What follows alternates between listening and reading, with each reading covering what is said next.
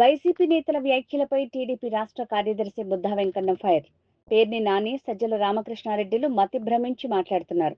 పెద్దిరెడ్డి, మిథున్ రెడ్డి, రామచంద్రారెడ్డి కలిసి కుప్పంలో చంద్రబాబును ఓడించడానికి ఎన్ని ప్రయత్నాలు చేశారో ప్రజలకు తెలుసు.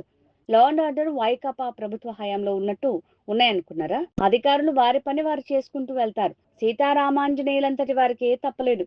మిథున్ రెడ్డి, రామచంద్రారెడ్డింతా వాళ్ళిద్దరూ శుద్ధ పూసలన్నట్టు మాట్లాడుతున్నారు. అందరికీ నమస్కారం. ఈరోజు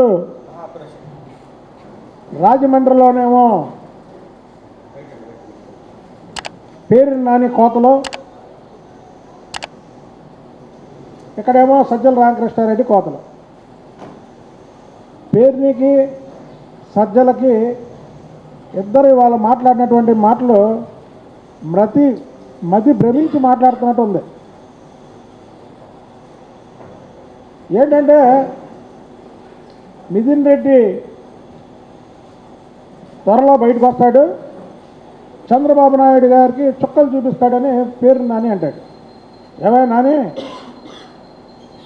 పెద్దిరెడ్డి రామచంద్రారెడ్డి, పెద్దిరెడ్డి మిథున్ రెడ్డి 2024కి ముందు ఎన్నికలు 2 సంవత్సరాలు ఉన్నాయనగా కుప్పంలో వాళ్ళు వేసినటువంటి వెకిలి వేషాలు అన్నీ కావు. ఏదైతే అవినీతి సొమ్ముందో, ఏదైతే లిక్కర్లో అన్యాయంగా సంపాదించినటువంటి సొమ్ముందో ఆ డబ్బుని కుప్పంలో ఖర్చు పెట్టి చంద్రబాబు గారిని ఓడిస్తామని తండ్రి కొడుకులు ఉత్తర కుమారులాగా ప్రగల్భాలు పలికిని ప్రజలకు జ్ఞాపకం ఉంది.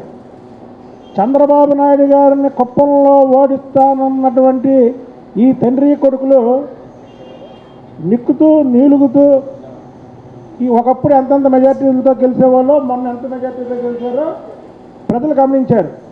ఇంకా చుక్కలు చూపించడం ఏంటి?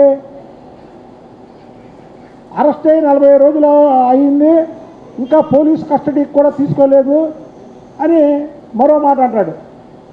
పోలీసు ఇవ్వాలంటే ఏసీబీ, అలాగే CID, vigilance, law and order ఇవన్నీ జగన్మోహన్ రెడ్డి ప్రభుత్వంలో ఉన్నట్టు మీ మోచేతి కింద ఉన్నాయనుకుంటున్నాం ఏంటి? పిఎస్ఆర్ ఆంజనేయులు లాంటి డీజీలు ఉంటే ప్రభుత్వం చెప్పినట్టు నడుస్తారు, చట్ట ప్రకారం వాళ్ళ పనులు చేస్తారు. ఇంకా నువ్వు వైసీపీ ప్రభుత్వం ఉందనుకున్నావు ఏంటి? మిథున్ రెడ్డిని కస్టడీ తీసుకొని విచారించలేదు.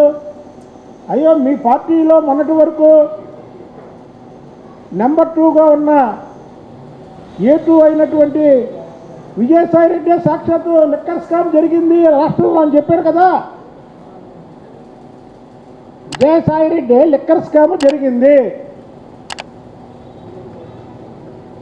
ఆయన సిఐడి ముందు హాజరయ్యాడు. హాజరయ్యి అన్ని విషయాలు చెప్పాడు. అందులో ఎవరెవరు ముద్దాయిలో చెప్పాడు, ఎవరెవరికి ఎంతెంత ఓటాలు అందినాయో చెప్పాడు. దాన్ని బట్టి వాళ్ళు ముందుకెళ్తున్నారేమో. అసలు నువ్వెవరో నేనెవరనా? మిథున్ రెడ్డిని కస్టడీకి తీసుకోలేదు, వాళ్ళకి అవసరమైతే కస్టడీకి తీసుకెళ్తారు, లేకపోతే తీసుకెళ్ళరు.